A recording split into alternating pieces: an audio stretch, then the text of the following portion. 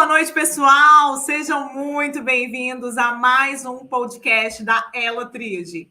Sejam bem-vindos ao Falando Franqueamente, o maior e mais completo podcast de franquias desse Brasil. Aqui quem vos fala é a Elo, da Elo Tríade, e eu sou especialista em nano e micro franquias. Como vocês estão? Bom demais? Eu estou ótima, muito obrigada. E o episódio de hoje está imperdível e incrível. Vamos conversar um pouco do universo empresarial, de empreendedores, como a forma de empreender, né? Como começar um negócio saudável. Vamos falar também de alta performance. Enfim, muitos assuntos de qualidade para você. Então, vamos lá? Sem enrolação? Hoje vamos conversar com o meu mentor de vida profissional. Ele, que é engenheiro eletrônico, tem especialização em marketing e fez MBA com ênfase em finanças. Tem liderança em processos comerciais de grandes equipes para empresas que desejam expandir através de crescimento orgânico ou aquisição. Essa foi a grande área de atuação dele durante toda a carreira corporativa. Teve experiências de C-level em áreas comerciais, marketing e como CEO em empresas multinacionais e nacionais. Tendo a oportunidade, gente, de conhecer diferentes culturas, organizações e estratégias e, inclusive, liderando vários projetos de inovação. A experiência dele é global e multicultural, principalmente na América Latina. Reconhecido pela forma de liderança, ele faz mentorias de vida profissional para quem quer crescer em suas carreiras de forma feliz e sustentável. Afinal, gente, quem não quer, né? Ser feliz, fazer o que gosta e ter sucesso na vida profissional. E o Celso Fernandes, já contei quem é, né? Ele é o Celso Fernandes. Seja muito bem-vindo ao segundo Falando Franqueamente. Obrigado, Elo. Muito obrigado. É um prazer estar aqui com o teu público. É um prazer estar te vendo, mesmo que seja aqui pela telinha. Muito obrigado pelo convite. Vai ser um prazer compartilhar aqui um pouco dessa experiência. Quando você fala aí da minha vida profissional, passa um filme aqui na minha cabeça, de um monte de coisa que eu fiz. E o que eu gosto mesmo de todas essas coisas que eu fiz é gente, é lidar com pessoas, né? Então, essa é a minha maior experiência, vamos dizer assim, o grande mote da minha vida profissional, e eu te agradeço muito por essa oportunidade aqui de estar compartilhando com vocês. Muito obrigada, Celso, por ter aceito o convite, por ter achado aí um tempinho na sua agenda tão corrida, não é mesmo?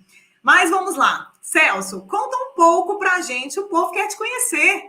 Com o que você trabalha? Como que é a sua carreira? Como que está a sua carreira profissional nesse momento? Fala um pouco para a gente. Então, depois de uma vida corporativa aí de mais de 35 anos de trabalho, eu resolvi empreender e hoje eu tenho duas atividades empreendedoras, uma com sócios numa empresa que presta serviço em 3 áreas, na área de seguros corporativos, recuperação tributária e também fazemos projetos de sustentabilidade. São 3 áreas bem diferentes, com atuações baseadas nas experiências dos nossos sócios, né? Onde a gente agrega valor aí por ter vivido grandes projetos, grandes empresas corporativas, e a gente leva essa experiência com esses serviços para os nossos clientes. E eu também tenho uma atividade de voo solo, empreendedora, aonde eu sou mentor de vida profissional. Como eu falei, eu sou um apaixonado por pessoas, gosto muito, naturalmente eu faço isso, de ajudar as pessoas a tomar uma decisão de um determinado conflito, um momento difícil que estão vivendo. Pela minha experiência em várias empresas, em várias áreas, né? Eu fiz isso a minha vida toda, na verdade, de forma bastante natural. E hoje eu dedico boa parte do meu tempo para fazer essas mentorias e continuar em contato com pessoas, podendo ajudá-las aí a tomar uma decisão mais madura de algum determinado conflito que elas estão vivendo. a carreira profissional da liderança, ela é, como você disse, né, acaba sendo um pouco solitária. E você tendo alguém com experiência para dividir, né, ali as suas dores, as suas dificuldades e até mesmo para aprender a liderar de uma forma que não seja tão dolorida, que seja mais tranquila, mais profissional, né, é muito importante esse trabalho, Celso. Eu estou assim, admirada desse projeto que você está aí iniciando, alavancando aí, com certeza já é sucesso, né? Eu, particularmente, estou adorando que eu estou fazendo a mentoria com você aí. A Elotríade já teve bastante evolução após o nosso início, né? Da mentoria, e é algo que eu quero estabelecer sempre aqui na Elotríade. Já tem cadeira cativa, Celso Fernandes, Obrigado. o nosso mentor. Obrigado. Eu acho que esse que é o grande objetivo mesmo, né? Um dos públicos que eu estou atingindo é o público do empreendedorismo, né? Seja um empreendedorismo no mercado, porque está abrindo uma empresa, está abrindo uma franquia, e como você falou, é um público muito solitário, porque porque não teve a oportunidade de ter uma experiência para se basear, para lançar uma empresa, para ter um diferencial no mercado, não teve essa experiência antes e agora precisa desenvolver, ou porque teve a experiência, mas é muito diferente você estar numa empresa, né, estar com recursos de terceiros e ser um empreendedor na empresa, ou você está no mercado sozinho, com seu próprio capital, e também ser um empreendedor que tem menos espaço para erros, né? Então, ter um mentor do seu lado, alguém que já fez isso, que tem experiência, encurta o caminho e você acaba sendo um pouco mais dirigido é, a, a pensar melhor o teu negócio, né? A minha função aqui é ajudar a fazer perguntas para que elas possam ser respondidas antes de você sair gastando dinheiro e implementando atividades na tua empresa como empreendedor, tendo um pouco mais de certeza do que você está fazendo ou realmente administrando um conflito que é o que não falta, né? O empreendedor tem conflito para todos os lados.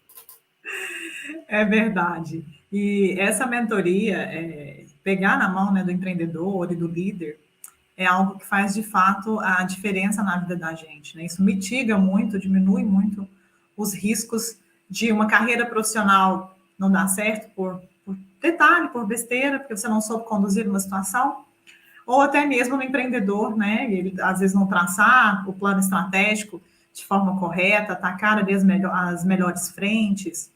E você traz muito isso para a gente, Celso. A Elotríade tem muito da sua contribuição e ainda vai ter muito mais. Mas vamos Legal. contar um pouquinho aqui para o pessoal de como nós nos conhecemos. Nós trabalhamos juntos, né, numa empresa.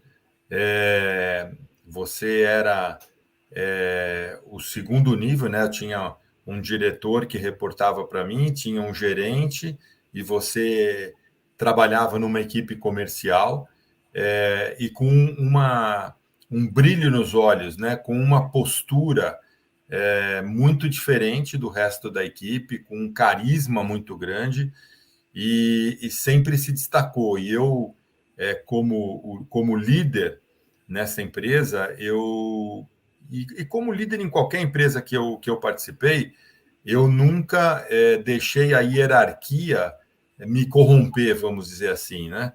Eu sempre falei com todo mundo, sempre dei acesso a todas as pessoas e sempre parei para conversar olhando nos olhos, né? Olhando a pessoa que tem por trás do profissional. Porque para o profissional ser bom, tem que ter, primeiramente, uma pessoa por trás, uma pessoa bem intencionada, boa, fazendo as coisas certas. E aí a gente acabou se conhecendo, algumas vezes para pensar melhor conflitos que estavam sendo gerados, né? Outras vezes para expandir área, para reduzir custos, e trabalhamos juntos alguns projetos, e depois, ao sair dessa empresa, a gente acabou mantendo contato como eu tenho feito com muitas pessoas, né? Acho que esse é o meu grande legado, é manter contato com as pessoas que foram lideradas por mim, e isso acaba gerando uma grande satisfação para mim, porque as pessoas continuam me ligando, continuam me consultando, e eu tenho grandes amigos hoje no mercado com isso, e você está dentro desse elo, né? Da elotríade, né? É mais um elo de amizade muito bacana que eu me orgulho muito de ter feito aí na minha jornada profissional. Eu sempre admirei muito a sua forma de liderar, a sua forma de conduzir a equipe. E tem algo que me brilhou os olhos em você, é a questão da comunicação, do comunicar. Você conduz uma conversa, conduz ali uma equipe de uma forma muito brilhante, né? De uma forma calma, de uma forma tranquila, motivando a gente e nos conduzindo, extraindo sempre o melhor que a gente tem. E isso é algo que me encantou muito e me encanta até hoje, enquanto CLT e também enquanto empreendedora, né? Desculpa te interromper, eu ia Imagina. falar assim, o mínimo que eu exijo das minhas equipes é alta performance, porque eu acho que a gente nunca vai se destacar na vida profissional sem ter resultados fora da curva. A gente precisa ter resultados fora da curva e as equipes têm que ser de alta performance. Porém, isso não significa que você precisa espremer a pessoa, que você precisa deixar as pessoas infelizes, como eu vejo muito, né? Quando você fala da forma de conduzir, você tem que conduzir pela motivação, você tem que conduzir pela confiança, você tem que conduzir principalmente pelo exemplo. E aí eu acho que é onde os grandes líderes hoje pecam, porque a condução, por exemplo, ela é muito difícil de ser feita. Você tem que ter coerência entre o que você fala e o que você faz. E as pessoas, hoje em dia, são muito incoerentes, né? Elas falam uma coisa e fazem outra, achando que ninguém está vendo o que elas estão fazendo. E não existe segredo para os líderes, né? O líder é visto em qualquer lugar que ele esteja, né? Até mesmo num sábado à noite, jantando num restaurante, ele pode ser filmado, ele encontra com alguém e a postura dele é cobrada. Então, a coerência e a liderança pelo exemplo, para mim, é o melhor que qualquer líder pode fazer. Eu tive a grata surpresa, né? Não sei nem se eu posso chamar de surpresa, mas eu tive a grata oportunidade de fazer 2 viagens, né, de campanhas que eu ganhei dentro da empresa, que a gente teve aí um plus, que foi a presença do nosso diretor, do presidente da empresa, né? E a gente fez essas viagens juntos. Eu levei a minha mãe, a gente podia levar uma acompanhante, na época eu ainda não tinha conhecido o meu marido, e eu levava minha mãe para todo lugar.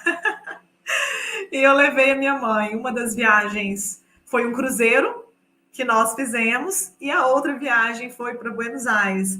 Então, nessas 2 viagens, a gente pôde estreitar a nossa relação, né?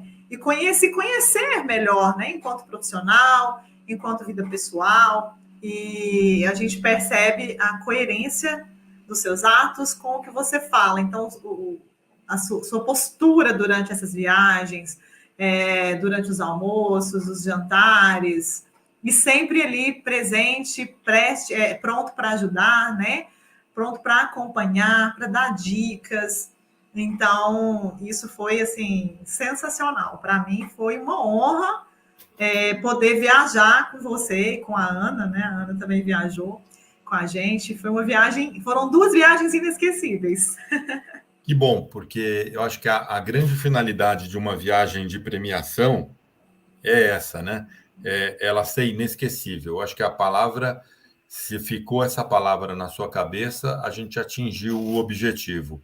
Todas as viagens que eu fiz de premiação, elas tinham alguns conceitos por trás que, para mim, são muito importantes, né? Primeiro, é a valorização do profissional, porque ele se destacou naquele ano, ele se destacou em vendas. E se ele se destacou, é porque também ele teve a compreensão da família dele, ele teve o apoio da família. E por que não reconhecer a família? E por que não trazer a família para perto? E no momento em que você traz essa família para perto, você ganha muito mais do profissional nos próximos anos. Porque isso é uma ciranda, né? Você não terminou o teu ciclo ali, ele só começa um novo ciclo, né? Começa um novo período no outro ano. E a família junto, ela começa a entender a dinâmica do trabalho, com quem você trabalha, quais são os valores que as pessoas pensam, e aí começa uma conexão que ela é brilhante, porque você expande a atuação do profissional não mais só para dentro da empresa, mas para dentro da casa, para dentro da família. Então, eu adorei os papos que a gente teve lá com a tua mãe, né? Eu estava com a minha esposa, você conversando com a minha esposa, por azar do seu marido, né? Porque ele poderia ter ido se ele tivesse te conhecido antes, né? Mas foi a tua mãe que merece muito também, porque você é resultado, né, do que a tua mãe atuou até hoje com você. Então, essas coisas, e assim a gente estava lá, sei lá, nas viagens, estavam em 60, 80, 100 pessoas, né? Todas com acompanhante, onde as viagens são muito sadias, essa troca é muito importante, e tem a celebração daquele momento de reconhecimento na frente de pessoas que a gente ama. E nada melhor, né, do que você ter essa coerência das coisas que você prega, das coisas que você fala e que faz na frente de todo mundo, né? Na frente da família, na frente da equipe, porque eu acho que essa é a grande coerência dos grandes líderes. E a gente, nessas viagens, né, estreita muito o relacionamento, e a gente pôde ver que o Celso Fernandes não era só um líder ali corporativo, não. Ele é um líder de vida, né? Então, sempre ali disposto a nos ajudar, porque assim, eu não falo espanhol, não, lá era espanhol, não é, Celso? Argentina é espanhol. E eu não falo espanhol, minha mãe não falava espanhol, a gente não entendia nada, e ficava perguntando para o Celso, para a Ana, gente, o que está acontecendo? Mas foi sensacional. A gente divertiu bastante, não só na Argentina, mas também no Cruzeiro.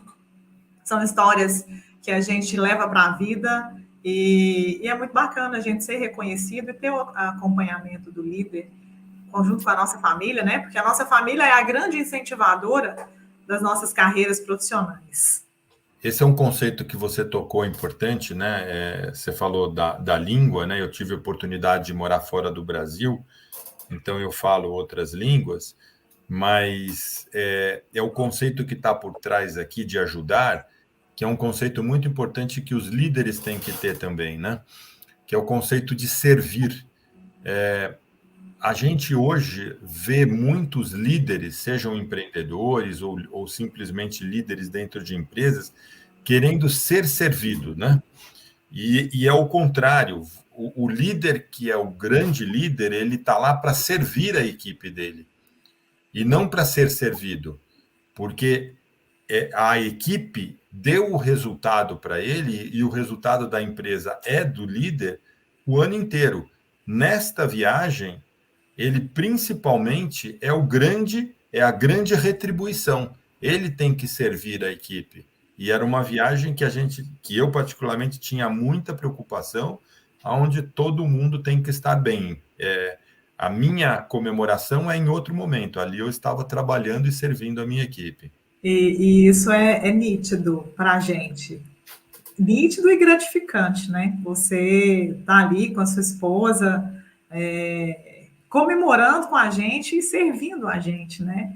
Então, é um reconhecimento que é importante a gente falar, inclusive para os empreendedores, né, para os líderes aí que você mentora, que essa é um ponto que para o vendedor, para a gerência, para qualquer profissional, né, principalmente na área comercial, quando recebe um reconhecimento desse, volta para o trabalho assim, igual um foguete. É isso aí. Todo gás para trabalhar, porque quer conquistar de novo, porque foi bacana aquela experiência e a gente quer repetir. E aquilo ali acaba sendo meio que competitivo mesmo, né? Entre a equipe, uma competição saudável. E eu fiquei muito feliz com as viagens que eu fiz ali pela empresa. E Elô, é importante também citar para as pessoas que estão nos assistindo que o reconhecimento ele não precisa ser feito somente vocês tinham dinheiro para ir viajar, vocês tinham disponibilidade, apoio da empresa. O reconhecimento ele pode ser feito com simples palavras, né? Numa simples reunião ou num almoço.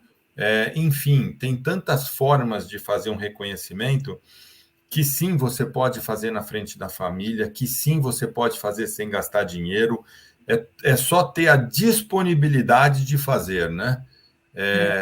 Eu vi outro dia tão legal, aliás, um ex-funcionário meu que me mandou uma foto de uma carta que a mulher dele recebeu na casa dele, dando parabéns por ele ter atingido a meta do trimestre.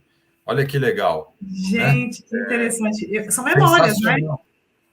É uma atitude, é uma carta, é um carinho, né? Onde você envolve a família, onde você envolve o profissional, e às vezes aquilo vale muito mais do que o próprio dinheiro que ele recebeu.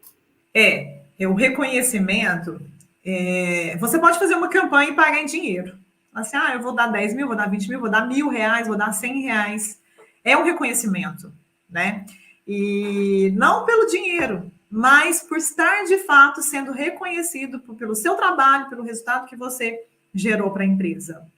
Talvez, como você mesmo disse, um simples almoço, faz um almoço com a sua equipe, agradece pessoalmente pelos resultados, isso vai mudar muito a performance da sua equipe. Isso é uma equipe de alta performance, né?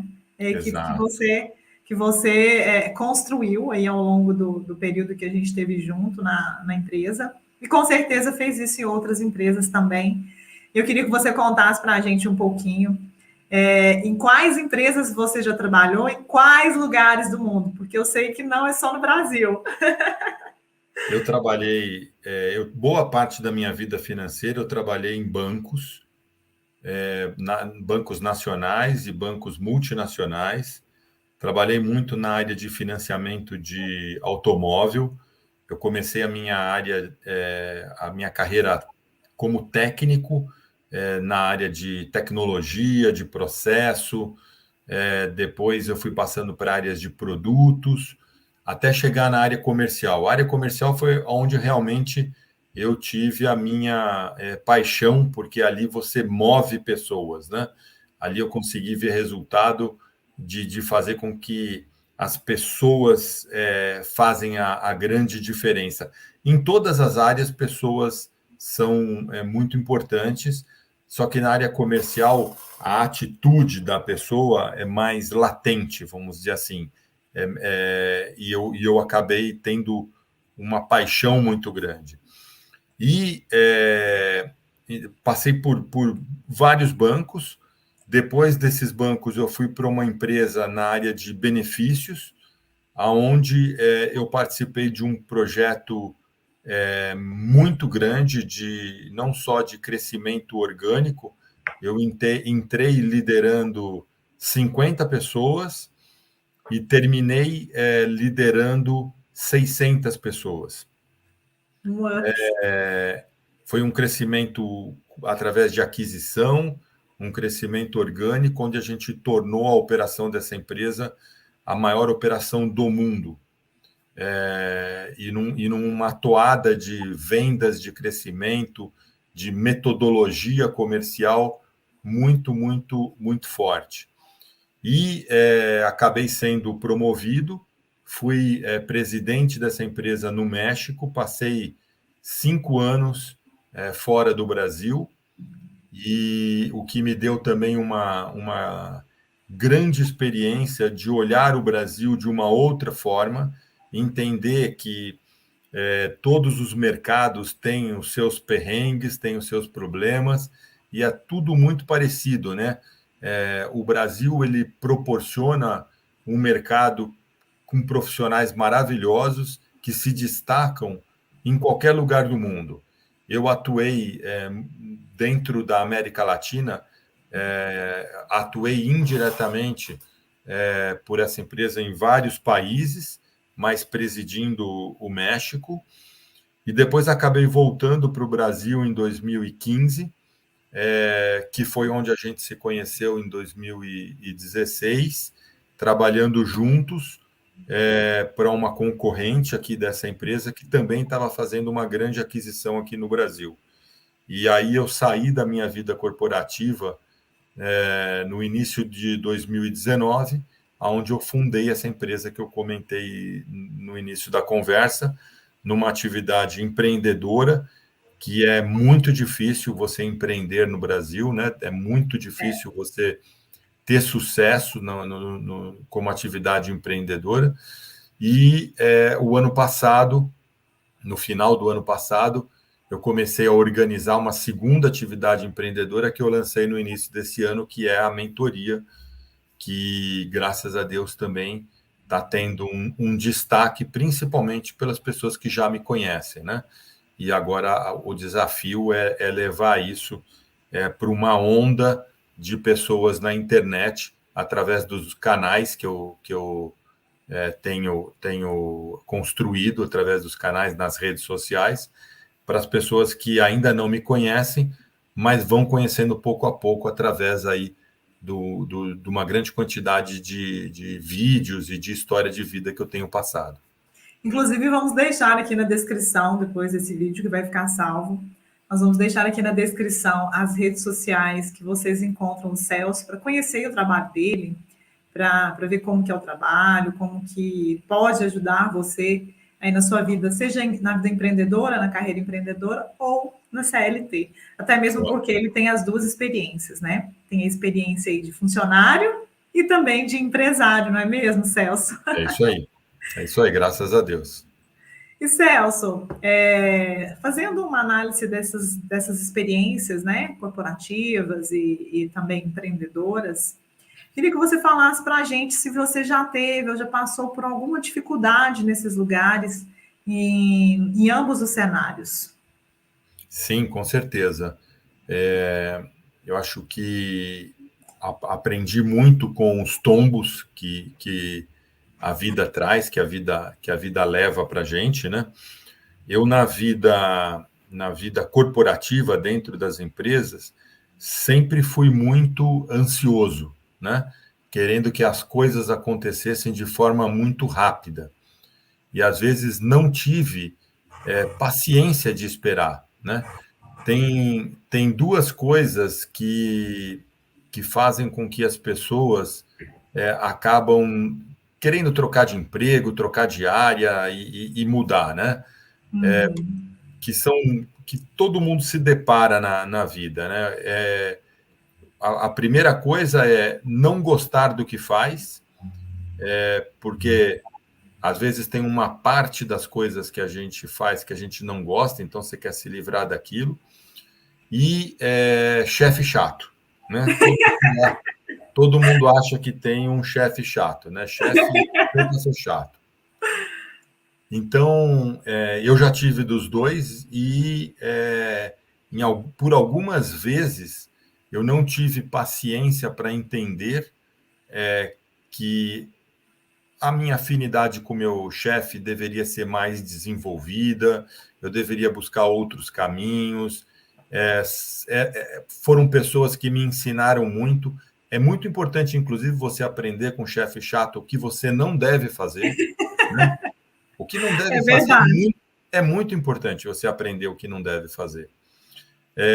E também, quando você não gosta de alguma coisa, você tem que pensar se aquilo é tão conflitante e é a maior parte do tempo ou é uma parte só do que você faz. E, às vezes, é uma parte só e você fica se apegando ao todo, né? E aí você quer mudar de emprego. Então, se eu tivesse que voltar na minha carreira, que com certeza ela foi uma carreira de sucesso, mas eu tomei alguns tombos por mudar muito, né? Eu mudei muito de empresa, eu mudei muito de função. O lado bom é que eu aprendi bastante coisa diferente.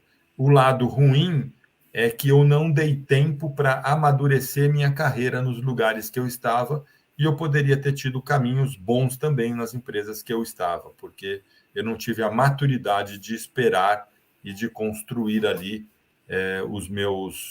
a minha base mais sólida para continuar naquela empresa. Então, tive os meus perrengues. E como empresário, eu cheguei a ter uma empresa no meio da minha carreira, onde eu investi muito, pus realmente capital, e acabei não tendo o retorno suficiente, porque eu não tive a experiência de investir conforme vem a receita, né? Eu fui investindo para criar uma estrutura boa para vender depois, para depois pegar projetos, etc. E tem que ser o contrário. Você primeiro tem que pegar o projeto bom, vender e depois ir investindo. No começo você sofre um pouco, tem que se desdobrar para entregar qualidade, mas isso é saudável para a empresa.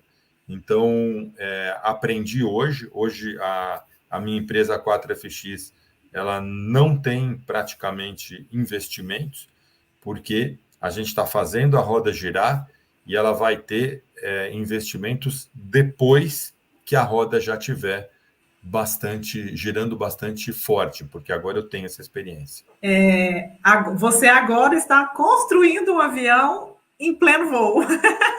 Exatamente. Trocando em miúdos, é isso. Exatamente. E a gente faz isso o tempo inteiro, né? Porque não dá para colocar o avião no chão, fazer manutenção, não. Tem que ir construindo, trocando a asa com ele em voo. E com essa experiência, com essas dores, né, que você teve na sua carreira profissional corporativa e também como empresário, você traz isso também para as mentorias, né, Celso? Fala para a gente aqui um pouco de como que funciona essas mentorias. Bom, essas mentorias, elas são uma conversa como essa que a gente está tendo aqui, onde tem um pacote de números de sessões que podem ser individuais ou em grupo, onde a gente discute um tema, né? Se for individual, esse tema é dado pela pessoa, é uma conversa dirigida. Então, por exemplo, eu não gosto do que eu faço. Então, vamos conversar sobre isso. A gente vai passar por umas 4 sessões, vai entender bem, vai fazer exercícios durante o período entre uma mentoria e outra. E aí, no final, a gente vai tomar uma decisão juntos, né? A pessoa vai tomar uma decisão e eu vou ajudá-la a responder várias perguntas que ela possa estar se fazendo. E não simplesmente tomar aquilo como uma mudança de empresa, uma mudança de mercado. Porque às vezes não é só mudar, né? Se a pessoa não se fizer algumas perguntas, ela pode mudar para ter mais do mesmo. Ela vai encontrar em outra empresa coisas que ela não gosta de fazer, em outro mercado coisas que ela não gosta de fazer. Então, eu acho que antes de uma mudança tão grande, vale a pena fazer algumas reflexões, e no final desse período a gente ter pelo menos mais respostas para as perguntas que irão ser feitas. E eu, com a minha experiência, vou poder ajudar a fazer essas perguntas. A resposta tem que vir sempre das pessoas, né? Eu falo particularmente na minha carreira profissional e agora na minha carreira corporativa e agora na minha carreira como empreendedora, né? As dores, elas são latentes ali no dia a dia da gente. E se na minha época, da minha carreira profissional também aí no mundo corporativo, eu tivesse essa possibilidade, talvez, de ter uma mentoria, eu teria feito bastante coisa diferente também, Celso. Eu teria, talvez, tido mais maturidade, essa maturidade que hoje a gente já tem um pouco mais, né? Mas é sempre bom a gente aprender. E com essa experiência, a mentoria que você traz, vai ajudar, e com certeza, as pessoas a evoluírem em suas carreiras profissionais e também no empreendedorismo. A ideia é essa, né? Eu digo que tem três tipos de pessoas, né? Tem a pessoa que ela erra, aprende e continua a vida. Tem a pessoa que ela fica observando o erro dos outros, aprende com o erro dos outros e continua a vida, né? E tem as pessoas que não aprendem, que nunca aprendem. Então, assim, as que nunca aprendem acaba tendo a vida mais cara, né? Porque você tem que errar mais vezes e é caro errar, né? É caro. As que erram e aprendem são as pessoas normais, como eu, você, todo mundo que erra, aprende, né, toma o tombo, levanta e vai embora. Tem que ter força para isso. Agora, as inteligentes são as que aprendem com os erros dos outros. Então, a mentoria é isso, né? Vamos aprender com os erros dos outros, vamos ouvir quem já errou, né? Quem aprendeu e tentar absorver alguma coisa para errar menos. E uma coisa bacana da mentoria, que eu tenho aprendido bastante, é que muitas das vezes a gente acha que o problema está no outro, né? E pode ser que esteja, mas muitas das vezes também o problema está com a gente. Então a gente precisa aprender também a evoluir os nossos pontos que não são tão positivos, que a gente precisa de fato melhorar, e é aquilo que você disse. Se você não evoluir, se você não aprender, em qualquer empresa que você tiver, você não vai ter sucesso. E você tocou num ponto muito importante, Elô, porque assim, não importa se o problema está no outro ou está em você. O que importa é o que você consegue fazer com aquele problema. Porque se ele estiver em você, você tem uma pequena chance de entender como você pode melhorar e resolver aquele problema. Se ele estiver no outro, você não tem chance nenhuma de mudar o outro, porque o único cara que vai poder mudar o outro é o próprio outro, né? Você não consegue, é perda de tempo ficar tentando mudar as pessoas. Então você tem que olhar que aquele cara tem um problema e ver como você vai agir perante aquele problema. Porque você pode mudar o teu comportamento reconhecendo que ele tem um problema. Porque ele mudar, ficar esperando isso, é gerar uma frustração e uma infelicidade enorme. É Né? verdade. Mas você pode mudar a sua atitude perante aquilo. Se você conseguir fazer isso, pode até ser que aquele problema desapareça para você. Aprender a lidar com o problema do outro, com a dificuldade do outro, né? E fazer daquilo. Tolerância. Tolerância. E isso é um dos segredos para se relacionar bem, né? Seja no pessoal, seja no profissional, que as pessoas não são perfeitas, cada um tem seus defeitos, e isso também vale para o profissional, né? Um grande desafio é esse, né? As pessoas, elas não gostam do chefe, mas é o chefe que vai avaliá-las para dar um aumento, para dar uma promoção, para tornar a vida delas mais feliz, e ela fica no embate de tentar mudar o chefe. Eu não quero esse...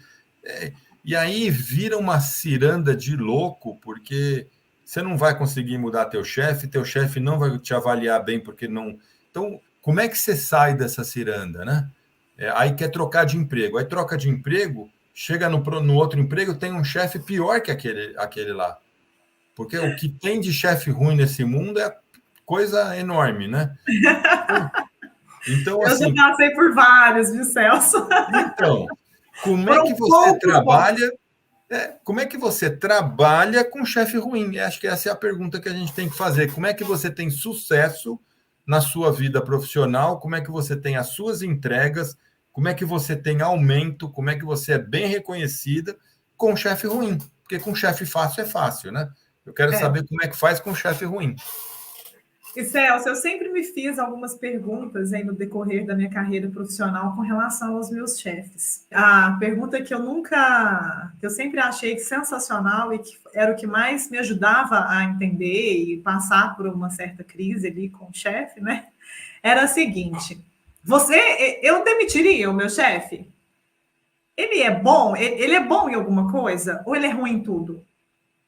Porque ele pode ser ruim em determinados pontos, mas em outros pontos ele sobressai. Ele é bom para a empresa? Se ele é bom para a empresa e ruim para mim, eu preciso me adaptar. Então, são perguntas, como você mesmo disse, que a gente mesmo tem a resposta e isso ajuda a gente a continuar, né? A evoluir e a lidar. Perfeito, porque assim, são essas perguntas que eu costumo fazer com que as pessoas reflitam na mentoria, porque assim, se eu acho o meu chefe ruim, eu tenho que entender isso não é com o meu chefe, eu tenho que entender isso com o chefe do meu chefe. Porque foi o chefe do meu chefe que escolheu ele para estar lá.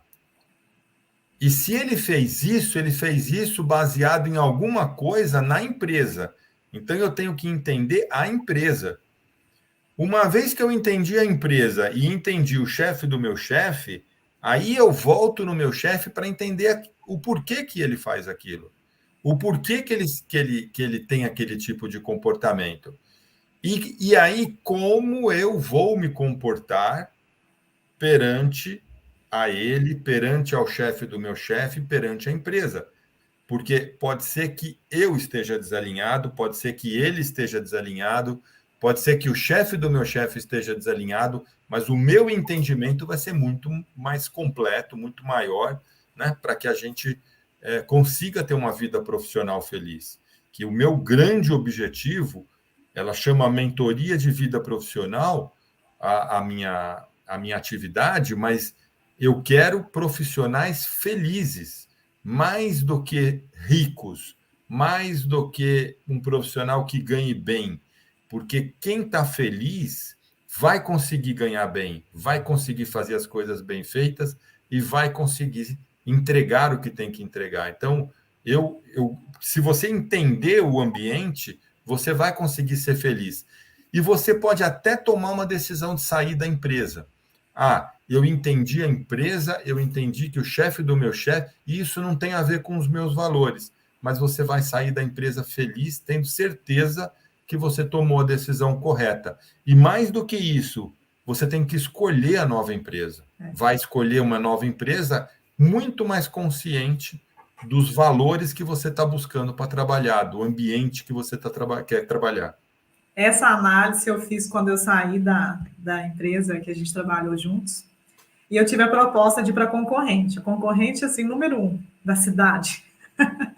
E a concorrência tem esse comportamento, na época tinha, não sei se ainda tem, de contratar os profissionais que estavam na concorrência por um valor altíssimo, dobro, triplo do que as pessoas ganhavam, isso não foi diferente comigo. Mas eu fiz exatamente essa análise. Eu não estava mais feliz trabalhando na empresa que eu estava. Eu vou para o mesmo segmento, para a mesma atividade que eu fazia. Será que eu vou ser feliz? Não é pelo dinheiro, é por realmente os nossos valores, o que eu quero para a minha vida. Então, eu fiz essa análise e foi quando eu decidi que eu não ia mais continuar naquele segmento e entrei para a carreira aí, para o mundo das franquias e me apaixonei e fiz uma imersão aí nos últimos 2 anos. Vai fazer 3 anos agora. Essa é uma postura, talvez seja uma das primeiras posturas empreendedoras, né? Que vai fazer uma análise mais completa, mais sistêmica, do que simplesmente uma coisa binária de um sim ou não, né? De muda ou não muda. Exatamente. Eu quis dar um tempo também na minha carreira, fiquei aí. O meu plano era ficar 6 meses, mas com 5 meses já não teve jeito mais. A gente que está no meio corporativo e sempre ali na ativa, né? Esse tempo introspectivo é bom para a gente se avaliar o mercado, sentir qual que é o seu valor de fato no mercado, quais são as oportunidades ali, então tomar a decisão. Foi um período também bem importante para mim, foi que eu fiquei mais introspectiva, mais do lado de dentro da casa, avaliando o mercado. Mas, Celso, eu queria que você falasse para a gente um pouco aqui, quem são as pessoas que você mentorou, quais são aí a escala, né, das pessoas que você já mentorou? Fala um pouco Então, dessas pessoas para a gente. São grandes, são pequenas? as São pessoas que eu grandes, hein? mentorei, as pessoas que eu mentorei, eu não falo nem sobre tortura, porque mentoria é um processo confidencial. É uma coisa muito particular, né? Mentoria em grupo é diferente, mas as mentorias individuais, a única pessoa que eu posso citar aqui é você, porque você mesmo já viu, né? E é um processo de, às vezes a pessoa está com uma dor, né? E ela não quer se expor por aquela dor, ela quer Exatamente. conversar com alguém sem exposição. Então, o meu grande foco de mentoria é a massa de pessoas, né? Eu tenho hoje 3 públicos-alvos. As pessoas que estão empregadas, que são CLTs ou qualquer vínculo trabalhista que tenham, mas elas estão dentro de uma empresa, mas elas estão no meio da carreira, eu diria assim, até um nível gerencial, né? Tem muitos gerentes que me procuram que são recém-promovidos e eles têm muitas dúvidas é muito difícil você ser recém-promovido, porque você tinha ali 5, 6 pessoas que eram seus amigos, que você almoçava junto, que ia para a balada junto, que você já teve teretetê com um ou com outro, que era não sei o quê, e de repente você vira chefe daquela equipe, né?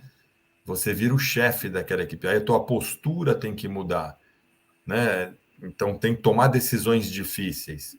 E um gerente é complicado. Então, eu gosto muito desse meio de carreira, né?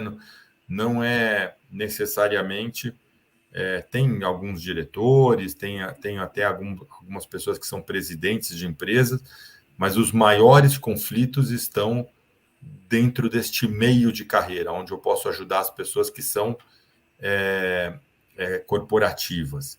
Também tem um público-alvo de desempregados, pessoas que querem voltar para o mercado de trabalho e que realmente estão tendo dificuldades, às vezes não sabe o que gosta, às vezes não sabe como se colocar numa entrevista, às vezes tem de tudo, né? A Sim. parte até a autoestima tem que cuidar, as pessoas que não se valorizam num momento de buscar emprego, é complicado porque o produto que ela está vendendo no momento que ela vai buscar um emprego é ela mesma.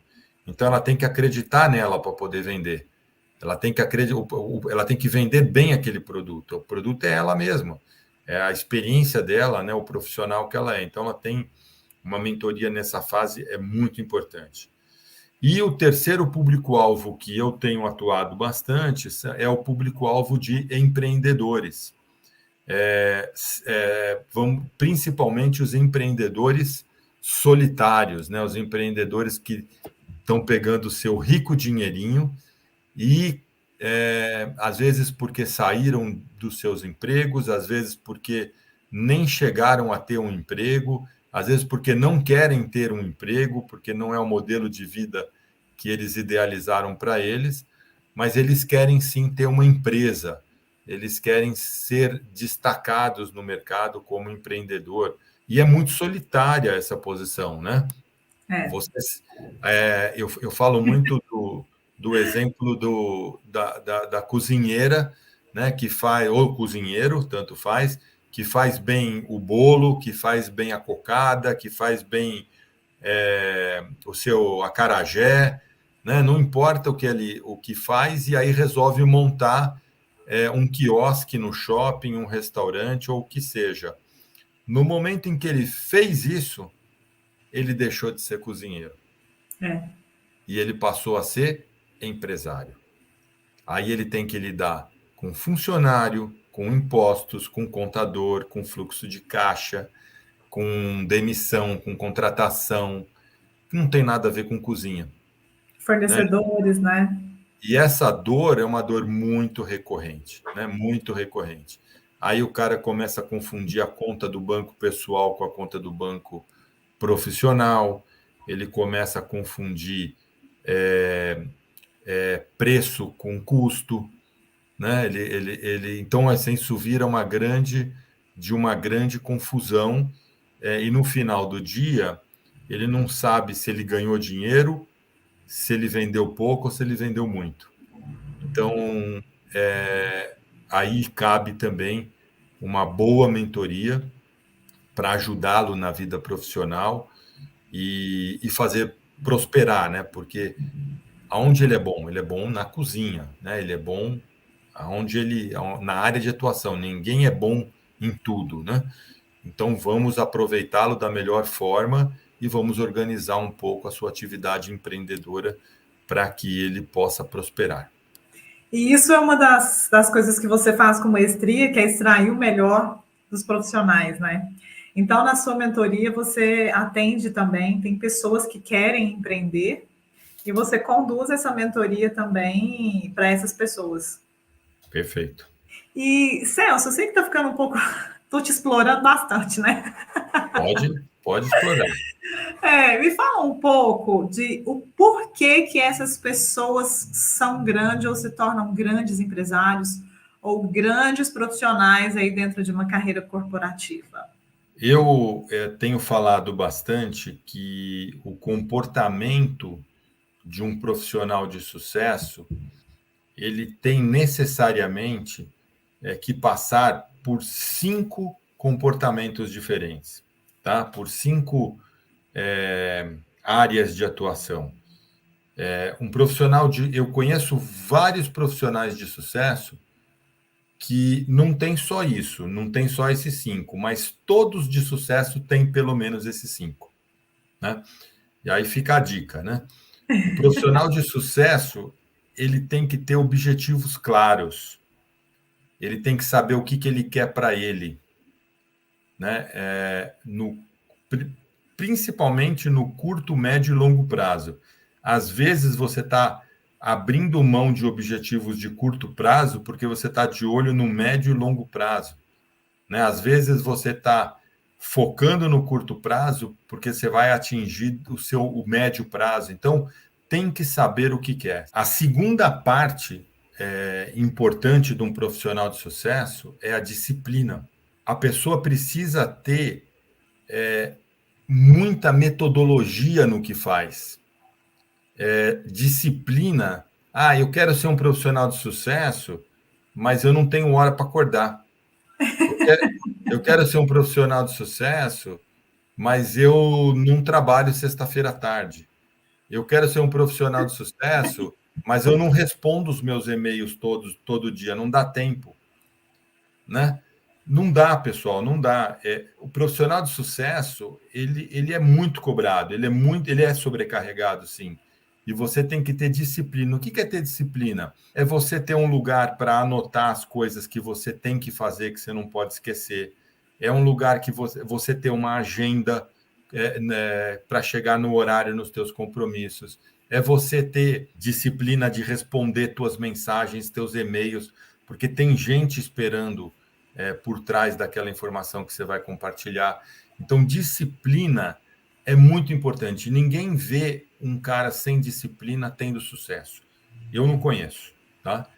Não conheço nenhum cara que chegou ao topo de uma presidência, de uma diretoria, sem ter disciplina.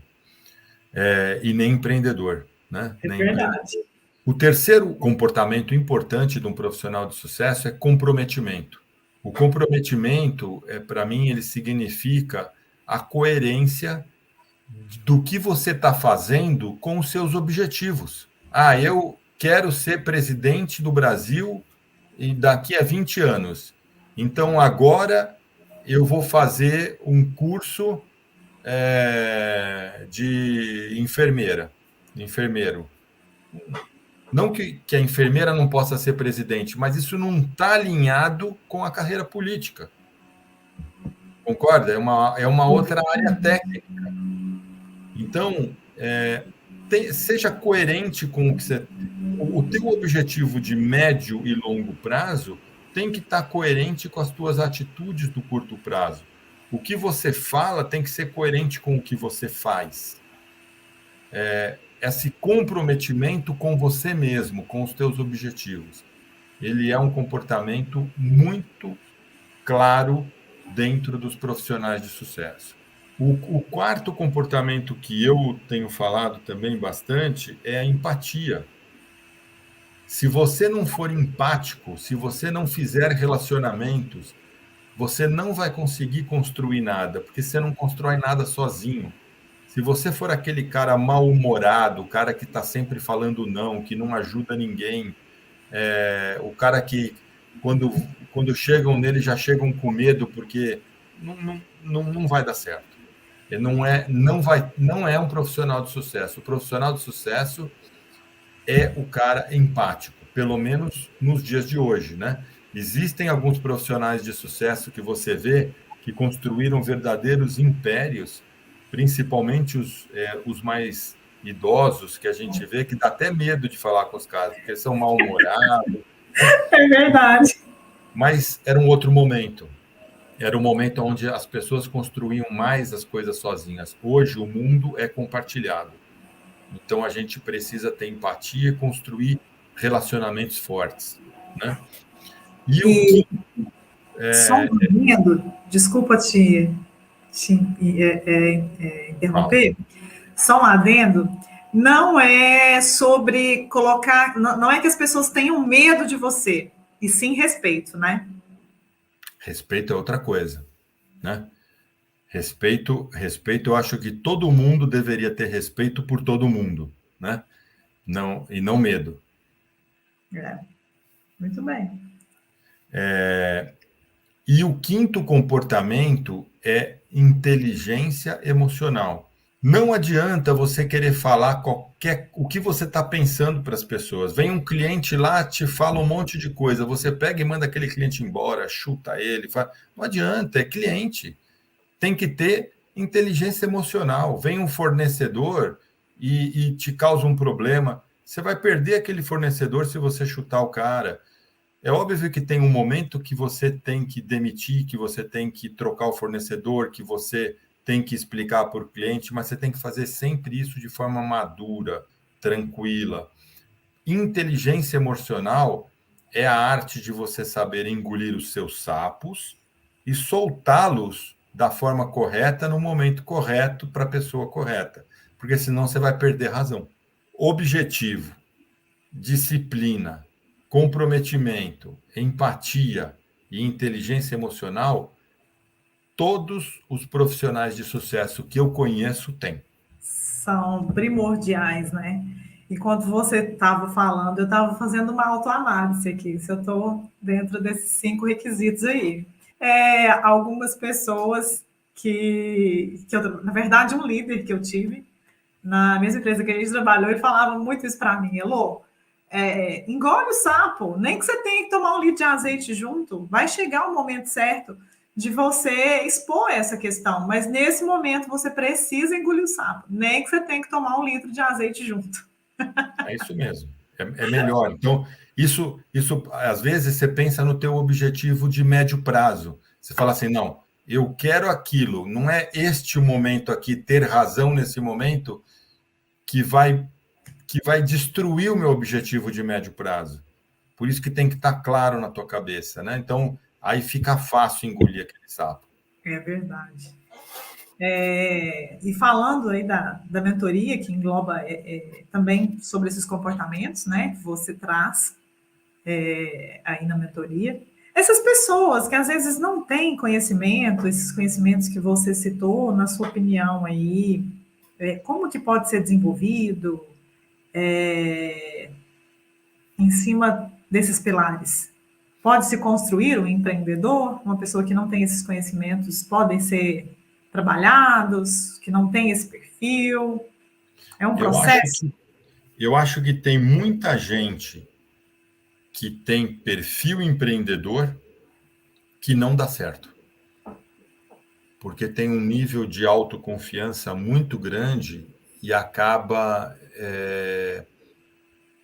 tomando muita cabeçada, né? E Às vezes precisa ter uma resiliência até maior para se reerguer, né?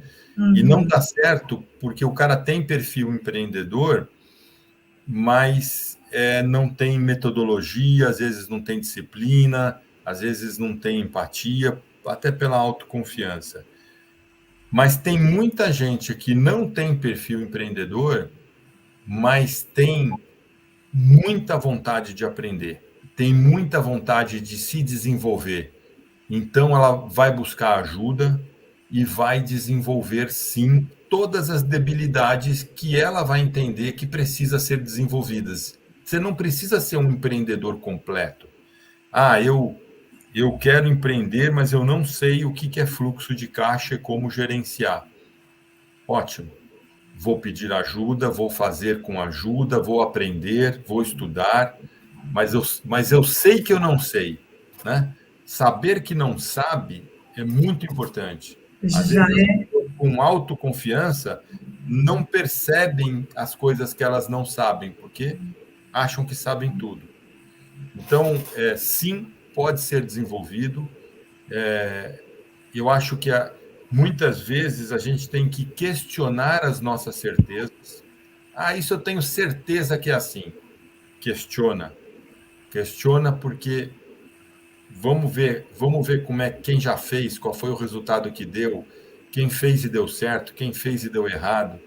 Então, questionar as nossas certezas uma forma muito legal da gente se desenvolver e todo mundo pode ser desenvolvido, todo mundo mesmo, né?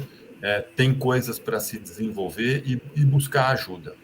E mesmo depois de uma carreira, depois de uma experiência, eu busco ajuda, né? Eu aprendo todos os dias, né? Aliás, eu acho muito chato um dia que eu passo sem aprender nada. E vou contar para vocês aqui uma das minhas grandes experiências de aprendizado nos últimos tempos, que foi exatamente ao contrário. Eu investi em algumas startups, onde tinha um monte de molecada aí de 20 anos tentando empreender, e eu, como investidor, o tiozão dinossauro, né? Cheguei lá achando que eu ia ajudá-los com a minha experiência, e aí eu percebi que eles eram brilhantes. Percebi que eu tinha um monte de coisa para aprender, percebi que eram formas de fazer as coisas totalmente diferentes do que eu aprendi, e eles perceberam, né, que eu poderia mostrar também a minha forma de fazer, a minha visão de estruturar negócios, e assim, esta junção, né, da experiência com formas novas de fazer traz uma grande fórmula de sucesso. E isso é muito legal. Eu tenho aprendido muito com as pessoas no início de carreira, com os meus mentorados, porque não é só a única forma de fazer, a forma que eu aprendi. Tem formas novas de fazer e a gente tem que estar aberto todos os dias a aprender. Até mesmo porque o mercado muda o tempo todo, né? E a gente tem que acompanhar essa mudança de mercado. Essas pessoas que talvez não tenham certas experiências, têm o perfil empreendedor ou que não têm o perfil empreendedor, eu tenho trazido bastante conteúdo para essas pessoas que nano e micro franquias podem ser o ideal para elas, porque já é um negócio testado e aprovado, tem toda uma estrutura que vai dar esse suporte para essas pessoas. E a gente fez uma pesquisa recente em que a maioria dos empreendedores de pequenos negócios hoje são jovens entre 25 e 30 anos. Então, isso é um dado que a gente tem que comprova isso, né? Que o jovem está em busca de conhecimento, está em busca de empreender, e as franquias, as nano e as micro franquias, por serem um investimento mais enxuto, tem atraído bastante esse público de jovens empreendedores. Eu acho fantástica essa opção, Elô, principalmente para um jovem que está começando sua vida profissional, com um baixo investimento numa nano ou numa micro franquia, porque ele vai absorver uma metodologia daquela franquia. E ele não vai necessariamente fazer as coisas da cabeça dele. É óbvio que ele vai colocar ali a forma dele, o jeito dele fazer, mas ele vai ter padrões para seguir da franquia que vão minimizar os erros dele. E principalmente tendo um acompanhamento da Elotríade, que já tem muita experiência com franquia. Então, isso faz com que o franqueado ele erre menos, né? Ele consiga ter um nível de taxa de sucesso maior. Porque o que a gente vê de franquia abrir e fechar por falta de experiência, né? por falta de até garra, até metodologia do franqueado, né? da experiência de quem está tocando o negócio é muito grande. Então, eu acho que brincando com o nome, né? uma tríade, né? Perfeito. A franquia, o franqueado e a elotríade no meio ali para aumentar a taxa de sucesso. É isso mesmo, a gente é o elo, né, entre o empreendedor e as franquias. E é importante que o franqueado ele escolha um nicho e um segmento que tenha afinidade, né, que ele faça algo que ele goste de fazer e que ele tenha um planejamento não só financeiro, mas o financeiro é um dos mais importantes, até mesmo porque ele precisa bancar o projeto, o negócio, até que ele comece a se pagar, até que ele entre em ponto de equilíbrio, né? E isso é algo que a gente tem batido bastante na tecla, porque não adianta você achar que vai comprar uma franquia, vai colocar lá e ela vai começar a te dar dinheiro. Não é assim. Né? Você precisa ter. É um negócio pré-aprovado, é um negócio formatado e já, inclusive, aprovado pelo mercado? Mas é um negócio que depende da sua dedicação, do seu perfil, né? Entende? E a análise tem que ser bem essa mesmo, né? Você tem que entender e escolher muito bem o que você vai fazer, porque, de novo, a gente vai cair aqui no profissional feliz, né? Se você não está feliz fazendo aquilo, você não vai fazer bem feito. Mas só isso também não é suficiente, porque você precisa analisar o mercado, você precisa analisar que tipo de cliente você quer atingir, né? Qual é a tua estratégia de marketing, se você tem dinheiro suficiente para bancar o fluxo de caixa antes de começar a monetizar aquela franquia. Então, todo esse conhecimento é extremamente importante para você não ser um aventureiro, né? O limiar entre o empreendedor e o aventureiro é muito grande. Se você é simplesmente um aventureiro e tem dinheiro para ficar rasgando, não precisa analisar nada disso. Faz um monte de coisa, umas vão dar certo, outras vão dar errado e pau na máquina. Você tem dinheiro para rasgar. Agora, quem não tem, quem tem que minimizar essa taxa de erro, né? Quem quer buscar com pouco investimento, ter um nível de acerto maior, ter esse tipo de ajuda é extremamente bem-vinda à Elotríade no mercado. E a gente está aí para facilitar mesmo, desmistificar e simplificar o mercado do franchising. Porque tem termos muito técnicos, tem muitos detalhes, né? Que é importante que o franqueado saiba antes de tomar a decisão de abrir aquele negócio. E também eu trago os nossos conteúdos, tem franquias aí até de R$899, as pessoas falam, gente, como assim? Como assim? Isso é rentável? Isso é verdade? E levar essa informação às pessoas, né, é muito gratificante. Essa nem eu sabia, hein? Tem, Celso, R$899. Vê duas para mim. Eu vou te mandar depois.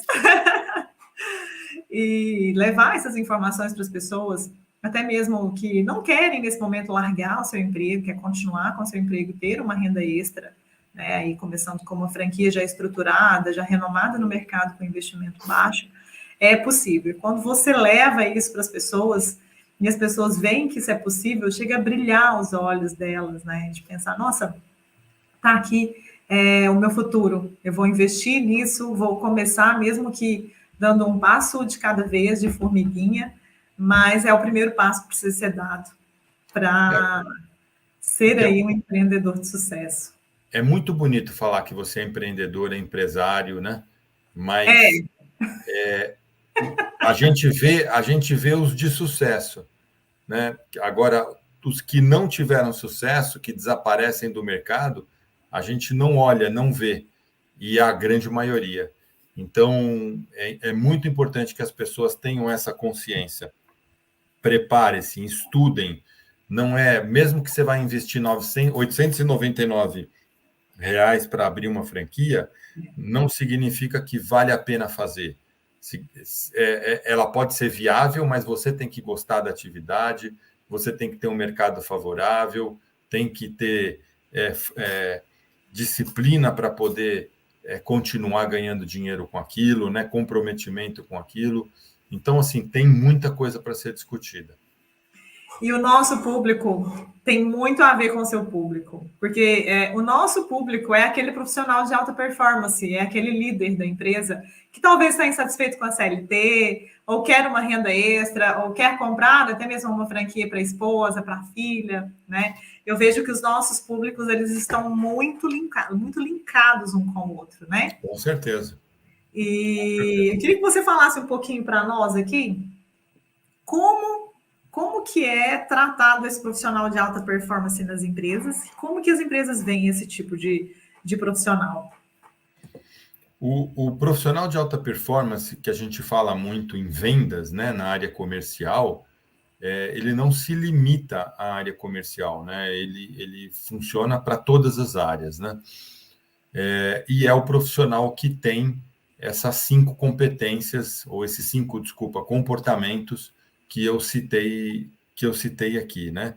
Ele sabe exatamente o que ele quer, ele tem um objetivo muito bem definido, ele tem disciplina, ele tem comprometimento com as coisas que ele está fazendo, é um cara geralmente muito empático e tem inteligência emocional. Hoje em dia, que o mercado de trabalho está cada vez mais exigente e o emprego está cada vez mais escasso, é muito importante que as pessoas busquem ser profissionais de alta performance.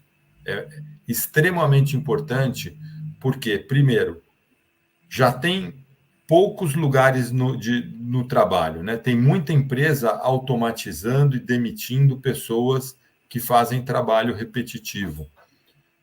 Então, a gente tem que se reinventar, né? Se você ficar numa empresa e não for um profissional de alta performance, muito provavelmente você não vai ser visto e, portanto, não vai ter carreira, não vai ter aumentos, não vai ser estimulado a conhecer coisas diferentes. Você vai servir para aquela massa, para a grande massa. Se você quiser se destacar, a primeira coisa que o profissional tem que fazer é se destacar sendo um profissional reconhecido por alta performance. E o que é alta performance, né? É esse que eu acho que é o pulo do gato aqui. Não existe alta performance com aquelas conversas que eu chamo de conversa de padaria, né? Hoje eu trabalhei muito. Hoje eu entreguei tudo que eu tinha que entregar. Hoje eu fiz a diferença. Isso daí não significa absolutamente nada, né? Isso a gente fala quando a gente chega em casa, conta para a mãe, quando vai almoçar no domingo na casa da mãe, e aí todo mundo fica feliz com você. Mas para a empresa, isso não significa nada. Profissional de alta performance, ele tem que ter controle, né? Vamos pegar o de vendas, que é mais fácil de fazer. Qual é a sua meta? Eu bati a minha meta. Parabéns, você não fez mais nada do que a sua obrigação. Você está lá para bater a sua meta. Se você não bater a sua meta, talvez você não tenha nem seu emprego, né? Exatamente. Eu bati a minha meta e eu fui entre os 3 melhores da minha equipe. Opa! Você começou a ter alta performance. Ah, você bateu a sua meta e foi o melhor da sua equipe. Você tem alta performance. Mas por um mês só? Não, um mês só, desculpa, andorinha não faz verão, não. Um mês só não deu certo. Eu fui, no último ano, 8 vezes o melhor, entre os 3 melhores. Durante 8 meses do ano, fui entre os 3 melhores da minha equipe. Beleza. Agora você pode ser considerado um profissional de alta performance.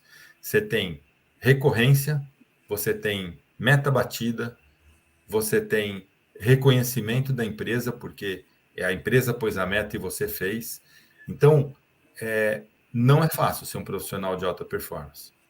Não, você precisa ter os teus objetivos, o teu comprometimento, a tua empatia muito, muito forte. Engolir muito sapo, né, de cliente, de áreas internas da empresa, de todo mundo para conseguir cumprir a sua meta. Cumprir 12 metas de 12 é o ideal, né? Mas nem sempre vai dar para fazer. Então, eu acredito que 8 de 12 já é um profissional de performance. Cada empresa vai ter a sua metodologia, mas os teus comportamentos têm que ser fora da caixa, têm que ser melhores do que o da média da tua equipe. E, portanto, a consequência do teu comportamento vai ser o seu resultado. Então, isso vale para as áreas operacionais dentro da empresa, vale para a indústria, vale para qualquer lugar, porque todo mundo tem suas metas, seu controle, né? Seja um controle de faltas, de abstinência, de hora extra, de qualquer coisa que está fazendo, de produtividade, qualquer coisa que está fazendo. Esses controles têm que estar claros, você tem que perseguir a sua meta e deixar isso claro para os seus superiores, né? Que você está fazendo. Porque também não adianta fazer e não mostrar que está fazendo. Tem que mostrar sim, né? Tem que mostrar que está fazendo e mostrar que está fazendo bem feito. Então, esse é o profissional de alta performance, o profissional comprometido, não só com a empresa, mas consigo mesmo, com seus próprios objetivos. O profissional de alta performance, ele tem que ser constante, né? E quando você faz algo que você gosta, quando você trabalha com algo que você tem afinidade, né? Você é um profissional feliz, que é muito que o MVP, né? Que a sua mentoria traz para os clientes, para as pessoas, fica muito fácil de se transformar num profissional de alta performance, porque você faz o que você gosta, né? E quando você faz o que você gosta, você faz com excelência. Então, isso é muito natural, você bater meta, você cumprir objetivo, você ser comprometido. As suas entregas, quando você faz o que gosta, elas são de forma muito automática, não tem... Claro que você se esforça, né? Porque você tem seu comprometimento e tudo mais, mas não é algo dolorido, não é algo, como se diz, sofrido. É algo muito natural, né? Por isso que eu bato muito na tecla que você tem que ser feliz trabalhando, né? Porque aí sim você vai ter alta performance. E quando você se depara com um profissional que não é feliz no trabalho, que não gosta do que faz, que não gosta de ser funcionário, qual que é o caminho para ele empreender? Qual que é o caminho para ele começar já na empresa? Eu acho que tem que começar com esse tipo de profissional, a gente tem que começar fazendo perguntas e descobrindo o que é que ele gosta, né? Independente do que ele faz, mas o que é que ele gosta? Aonde é que ele fica feliz atuando? E se ele não descobriu ainda, eu acho que ainda tem que continuar fazendo perguntas para ele se testar fazer coisas diferentes. O cara está, sei lá, batendo prego a vida toda numa madeira ali e, de repente, ele gosta de ouvir música. Por que ele não vai fazer um curso de violão? Sabe? Que não tem nada a ver com bater prego. Então, a gente tem que ir descobrindo A primeira coisa é descobrir muito o que é que ele gosta, aonde ele fica feliz. E esta atividade é uma atividade de mentoria, né? Uma atividade que ajuda a pessoa a achar as coisas que ele gosta. Agora, ele gosta daquilo, ele consegue desenvolver aquilo na empresa que ele está, ele tem que mudar de empresa, ele tem que ter uma atividade empreendedora. Aí a gente vai analisar perfil, oportunidade, para que ele dê esse segundo passo, né? Para depois que ele souber o que ele gosta, ele conseguir desenvolver uma atividade nessa direção. Que se for empreendedora, ótimo, né? Ele depende só dele. Se não for, ele vai buscar essa atividade dentro de algum lugar onde ele possa ser feliz. Muito bem, para desenvolver aí as habilidades de acordo com as afinidades dele, né? A gente falou aqui de quais são as maiores dificuldades, né? De quem quer abrir um negócio e como manter. E a pergunta que vem assim é como manter uma empresa viva? Opa, essa pergunta é boa, tá? Eu acho que assim, primeiro, a coisa mais importante de uma empresa chama-se fluxo de caixa. E aí, por trás do fluxo de caixa, tem alguns aprendizados que eu tive na minha vida batendo cabeça, que não tem conversa, né? O empresário, ele pode ser feliz, infeliz, fazer o que gosta, não gosta, fica tudo num campo mais romântico da coisa. O fluxo de caixa, ele é a grande realidade da vida, né? Porque as despesas chegam, né? Se não tiver receita para cobrir, não tem empresa. E se cortarem a tua conta de luz, não tem empresa, né? Se cortarem a tua conta de telefone, não tem empresa. Se você não conseguir pagar seu fornecedor, não tem empresa. Então, o gerenciamento do fluxo de caixa muito bem feito, que é o que você gasta e quando você gasta, e o que você ganha e quando você ganha, e isso tem que ser compatível. Pode até não sobrar dinheiro, tá? Pode até ser que você tenha que, por um ano, capitalizar a empresa e pagar esta diferença. É zero de problema. Mas você tem que saber previamente isso, você tem que se preparar com dinheiro extra para colocar na empresa, e não é fácil fazer isso. Precisa de gente especializada, precisa de gente que saiba fazer essa conta, mas manter uma empresa viva, o coração da empresa chama-se fluxo de caixa. Tem que ter, muitas das vezes eu vejo, quando eu vou mentorar as franquias, abrir as franquias, né? As pessoas empreendedores querem abrir as franquias e eu apresento para elas o projeto. E aí tem lá capital de giro. Capital de giro de um investimento, vamos colocar aí de 50 mil reais, uma franquia de 50 mil reais, está ali pedindo um capital de giro de 20 mil. Ah, mas eu tenho 30 mil reais aqui, esse capital de giro aí, eu não preciso dele, não. Vou abrir a empresa aqui com 30 mil reais mesmo. E aí, conforme for entrando dinheiro, eu vou pagando as contas do mês. Eu falo assim, gente, para, porque você não vai conseguir manter o seu negócio. Você vai jogar os 30 mil reais que você tem no lixo, porque você não tem o capital de giro. Porque você já não vai entrar ganhando.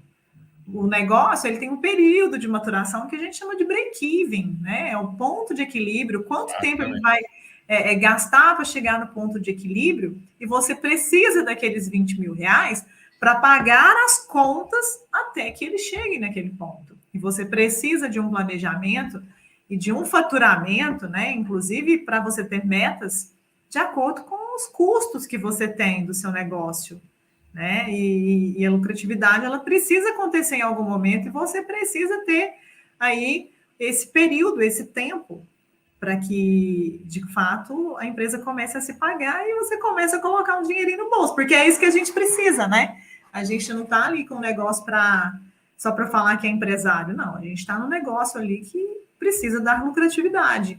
E as franquias trazem muito isso. Traz esse estudo, né, de capital, de giro, qual que é o período que você precisa desse capital disponível para pagar ali os custos mensais. Então, as pessoas aí que não têm... O custo ele é certo, né? As despesas eles são certas, a receita não. A receita é Receita incerta. não. E a receita vai depender de quê? Da dedicação. Da dedicação do franqueado, do dono do negócio. Ele é que vai atrás do seu cliente, né?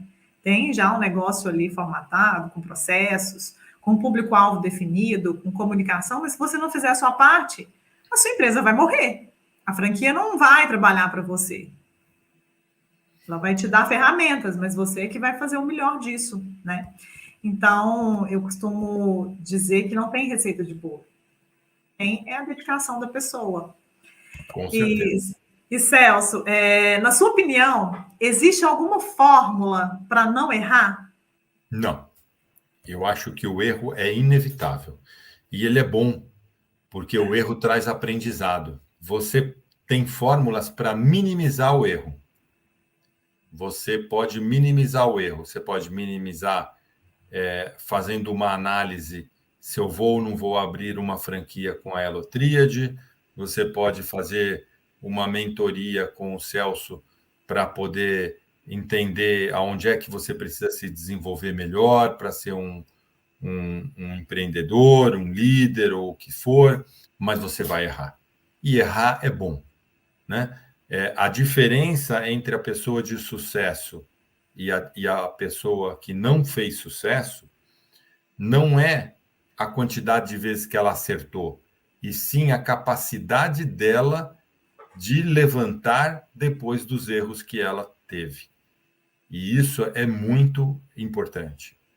Se ela não errar e não tem capacidade de levantar depois dos erros, ela não está preparada para ser um empreendedor e muito menos um líder. Você acha que nesse momento, né, ou qual momento, que a pessoa decide que quer ter um sócio ou precisa ter um sócio, ou qual a importância de ter um sócio? Eu acho que sócio a gente escolhe, né? Eu, por exemplo, escolhi os meus sócios primeiro pelo grau de confiança, né? Pessoas que eu tenho referências, não necessariamente precisa conhecer há muito tempo, mas que você tem referências e que são boas, né? Tem um nível de confiança bom. E depois, pelo grau de complementariedade das experiências. Se você escolher um monte de sócio igual a você está sobrepondo a sua função, né? Está sobrepondo o teu perfil e não tem lucro para a empresa. É que nem formar uma equipe. Se você forma a equipe com pessoas iguais a você, fica uma equipe tão boa quanto você sozinho, né? Se você forma a equipe com pessoas que te confrontam, que te fazem pensar, que te tiram da zona de conforto, você construiu uma equipe que tem mais chance de ter sucesso. Então, eu particularmente acho que ter sócios não é só a questão de dividir o investimento.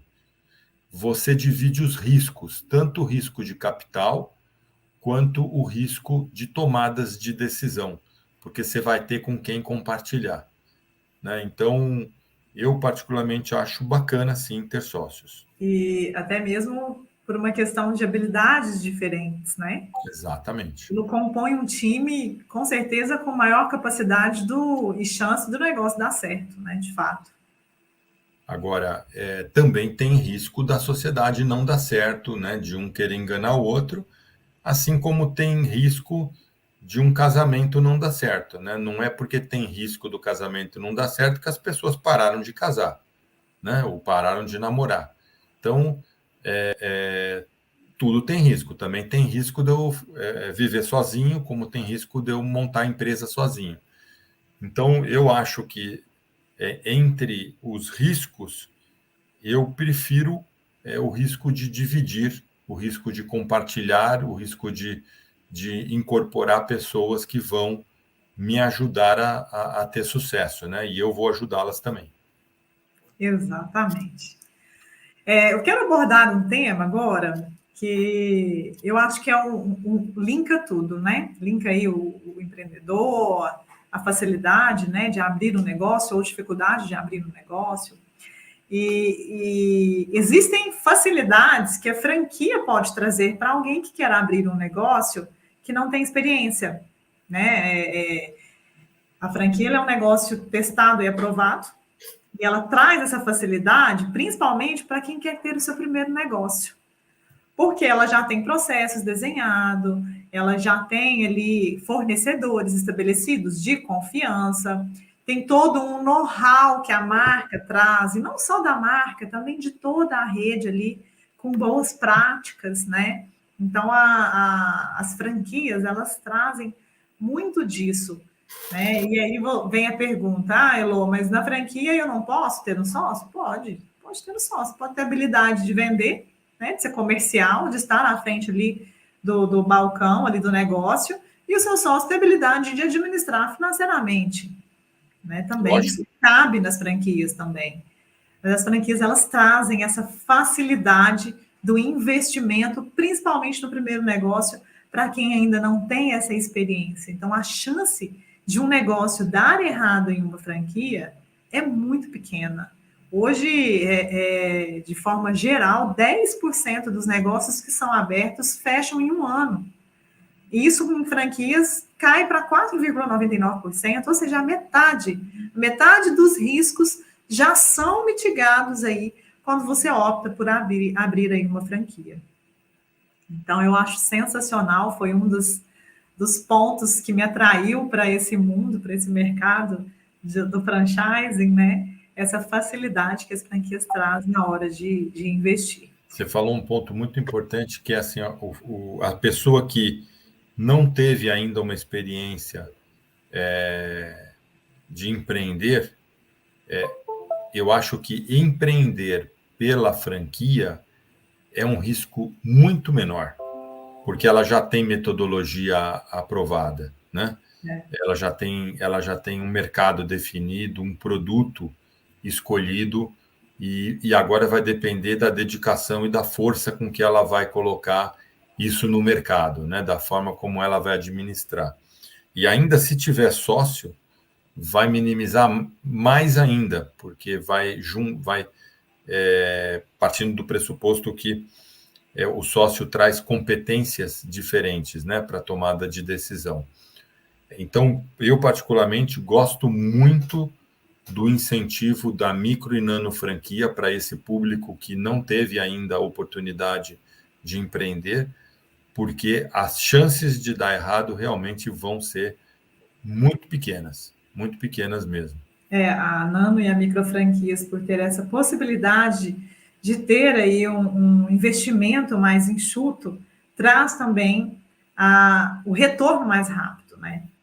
Então, eu costumo dizer que as nano e micro franquias são negócios de alta lucratividade. Claro que precisa analisar, nem tudo que reluz é ouro, né? Nem todas as franquias, uma franquia que é ideal para mim não é ideal para você. Não quer dizer que deu certo para mim, vai dar certo para o outro. Então, precisa ser analisado de uma forma bem estruturada, mas é algo que realmente vale a pena você investir. E, Celso, o que você acha mais importante na abertura de um negócio próprio? Eu acho que é o planejamento. Eu acho que depois de definido, eu vou fazer, eu quero fazer, eu vou fazer isto aqui, você tem que fazer um planejamento bem feito.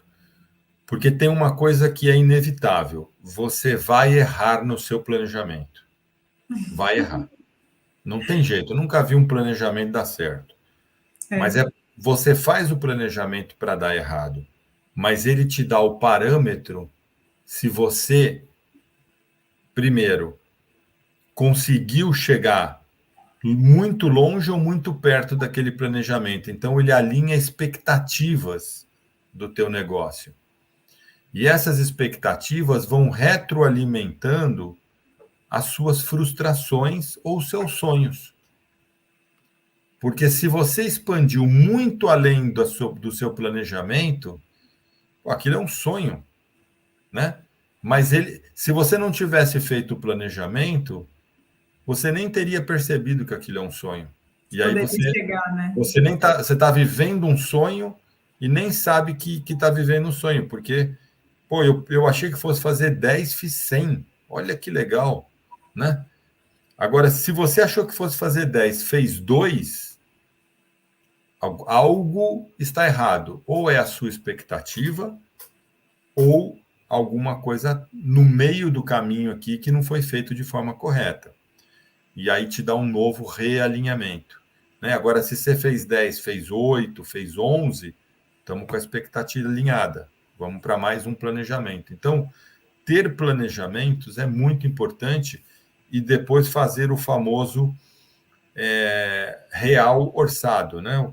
Essa realização do orçamento que mostra a sua taxa de sucesso, né? E tem muita gente que tem dificuldade em fazer planejamento, viu, Elô? Não só em fazer, como depois em medir.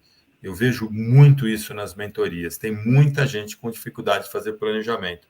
O que não significa que não deva fazer, porque o empresário, o empreendedor tem que colocar na cabeça que não precisa fazer tudo, né? Ele pode se cercar de um sócio, de um amigo, de um aplicativo, de um contador, né? De um fornecedor, de alguém que faça para ele, mas não pode deixar de fazer. E nós, enquanto o elo, né, entre a empresa e o empreendedor, eu gosto muito de trabalhar um documento que é o DRE, né, que é onde eu vou analisar ali, de acordo com as informações que as franquias vão passar para a gente, de acordo com a média ali da rede, a gente vai fazer uma análise disso tudo, quais são as despesas médias que tem ali mensalmente, qual é o faturamento médio, até mesmo para a gente chegar num denominador comum e ter a informação de quanto tempo, de fato, você vai precisar daquele capital de giro, se aquele capital de giro que a franquia está pedindo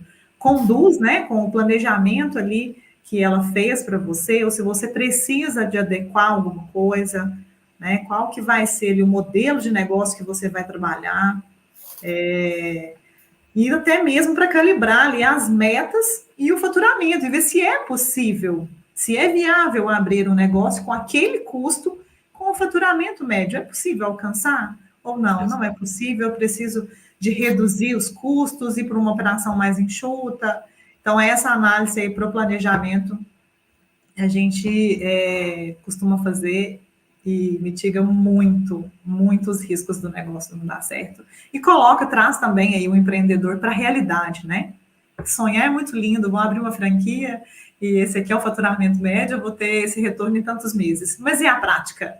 Né? A prática é assim? Eu já vi muitos planejamentos trazerem uma realidade que quando você vai para a vida real é muito pior do que o planejamento mostrou, né? A tendência é sempre fazer um planejamento e depois você olha para o planejamento assim e fala assim, putz, eu achei que fosse dar e realmente na vida real é mais difícil ainda. Agora, eu nunca vi o planejamento ser no papel, né? Ele ser difícil e depois na vida real ser mais fácil. Isso realmente eu nunca vi. Então, o planejamento ele traz realmente a pessoa para uma vida, para uma visão clara do negócio e ainda pode esperar que na vida real ainda vai ser um pouquinho ainda pior do que o planejamento deles, né? Porque a função do planejamento é essa, né? Te trazer muito do que na realidade você vai encontrar. E você nota alguma dificuldade no ramo empresarial, além dessa? Olha, eu vejo muito despreparo, né? Eu vejo muita gente bem intencionada, querendo fazer, mas absolutamente despreparada. E aí eu volto ao exemplo que eu te dei da pessoa, eu cozinho bem, então vou abrir um restaurante. E aí abre o restaurante. Então, assim, Tem alguns que dão certo, mas tem muitos que dão errado. Só que os que dão errado não ficam com a porta aberta mostrando, ó, eu dei errado, né? Só ficam os que dão certo. Então, a gente não percebe isso. Agora, o despreparo é muito grande, porque as pessoas acham que, tendo uma habilidade, eles conseguem vender aquela habilidade e continuar fazendo aquilo. Eu lavo bem roupa, então vou abrir uma lavanderia. Eu cozinho bem, vou abrir um restaurante. Eu sei programar computador, vou abrir uma empresa de tecnologia. Não é isso, né? Ser empresário, ser empreendedor é outra história. É você ser um bom administrador, é você ser um bom maestro, fazer com que a orquestra toda funcione sobre a sua batuta, sobre a sua regência, né? E você tem que estar disposto, inclusive, a pôr dinheiro seu para que os outros entreguem o resultado. Porque na grande maioria das vezes você vai ter funcionário, né? Você tem o imposto para pagar, tem um sócio oculto que é o governo, que recebe antes de você mesmo, né? Então, tem N desafios e eu vejo muito despreparo no mercado. E essas pessoas vão para o mercado, às vezes sem conhecer, e foi até um dos pontos que eu decidi entrar nesse mundo para ajudar as pessoas a empreender de forma mais consciente.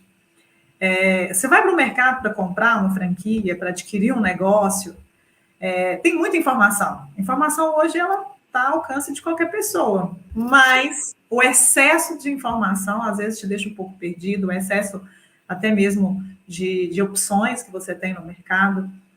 Fica até difícil de escolher, né? Então, quando você vai para o mercado e não tem uma certa experiência, não estuda sobre o assunto, o que você vai encontrar no mercado? As pessoas que querem vender, as pessoas que querem vender franquias, as pessoas que querem vender produto, que querem vender negócio, é o que mais tem. E, infelizmente, a verdade é que quem quer vender tem o duplo interesse de receber a comissão da empresa, da franquia, e vender aquele negócio para o franqueado. Então, a Elotríade veio para o mercado para ser, de fato, sem empresas por trás. A gente não tem parceria com nenhuma franquia, porque a gente está aqui para ajudar os empreendedores a empreender de forma consciente e ir para o mercado, buscar as informações, fazer os estudos e tomar a decisão de investir em algo de fato consciente. Essa é a parte que eu mais acreditei no teu projeto, Elo, porque assim, você não está só ajudando a pessoa a identificar ou vender uma franquia para ela, você está ajudando a pessoa a dar certo sendo franqueado, né? Diminuindo a taxa de risco de insucesso dela. Você está ajudando ela a dar certo, né? E isso é muito legal, que você vai ver se aquela franquia serve para aquele perfil da pessoa, você vai ver se aquela franquia serve naquele mercado, você vai ajudar a pessoa a tomar uma decisão de forma sistêmica, olhando vários aspectos como empresário. E isso, para mim, é um trabalho muito mais consistente do que simplesmente assinar um cheque e comprar uma franquia. Exatamente. Até mesmo porque você vai para o mercado e o que mais tem é gente querendo te vender, pegar seu cheque, pegar o seu dinheiro, né? E você, de fato, encontrar... Eu costumo até dizer que não existe a melhor franquia para se investir, e sim a melhor franquia para cada pessoa investir. E a gente está aqui para ajudar as pessoas a encontrarem esses negócios de forma consciente. Não comprar gato por lebre. Muito legal. Por isso que eu acredito nesse projeto. E esse ramo de empreender, empresário, empreendedorismo, é um ramo muito duro, Celso. Tem muito calote. Como que você enxerga esse ramo? Olha, eu acho que os calotes que tem é porque realmente as pessoas não prestaram atenção no fluxo de caixa, não conseguem realmente pagar, não é intencional, né? Elas vão, a maioria das vezes, elas vão aprendendo esse processo durante o curso, né? Do que recebe, do que paga, de como paga, e esse curso é muito dolorido você aprender na prática. E aí, vira e mexe, pode ter sim um calote, pode ter sim alguém que não tenha mais dinheiro para pagar, mas não acho que seja intencional, é consequência dessa falta de preparo que as pessoas deveriam ter antes de entrar para um empreendedorismo. E eu sempre trago 3 perguntinhas sobre franquias para os nossos convidados. E eu gostaria de saber de você quais são as oportunidades que você acredita que podem ser transformadas em franquias. Olha, não sei, viu? Hoje em dia tem tanta franquia de tanta coisa, né? Tem. Eu não sei se já existe, mas talvez já exista. Acho que tem. Hoje, cada vez mais, a gente tem um mundo pet mais desenvolvido. E eu vejo, talvez tenha algumas coisas de mundo pet em grandes centros de franquia, mas não vejo isso hoje no interior do Brasil.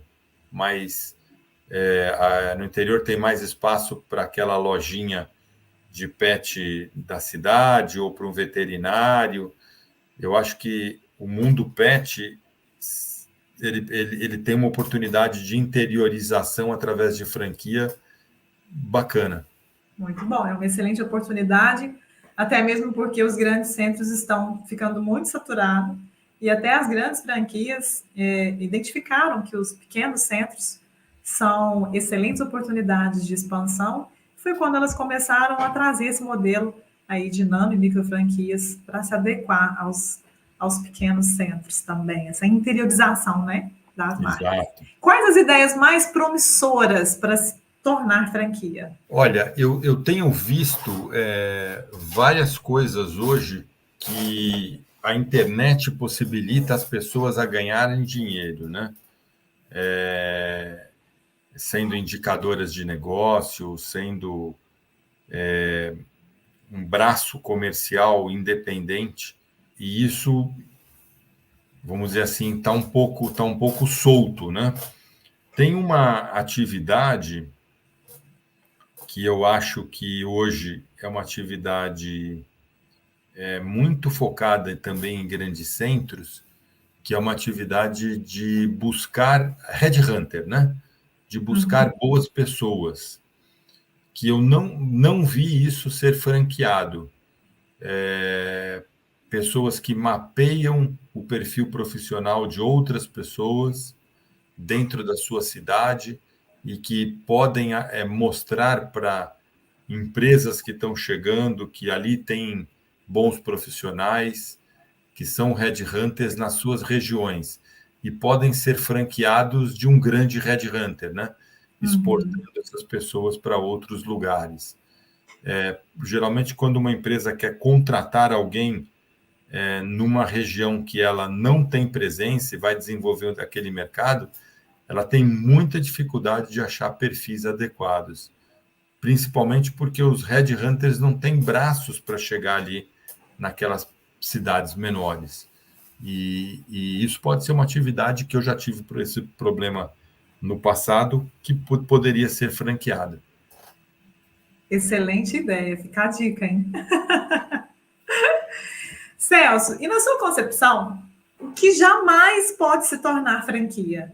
Talvez atividades industriais, né?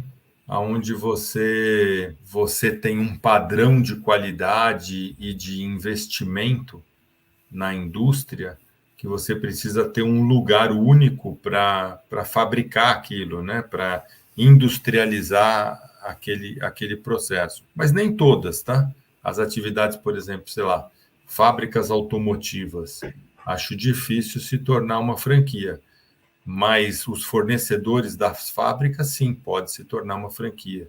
A fábrica não, mas a venda do carro, sim, né? A venda do carro, sim. As atividades industriais, eu acho que elas são mais difíceis, porque elas requerem um investimento na fábrica e uma sustentação muito grande ali em termos de qualidade, de produtividade, etc. Mas as vendas, elas já são franqueadas hoje, né? As próprias redes de concessionárias não é exatamente uma franquia, mas é uma concessionária, né? Muito bom, Celso. Nós vamos ficando por aqui. Tem alguma dúvida, alguma questão, alguma pergunta que você queira fazer?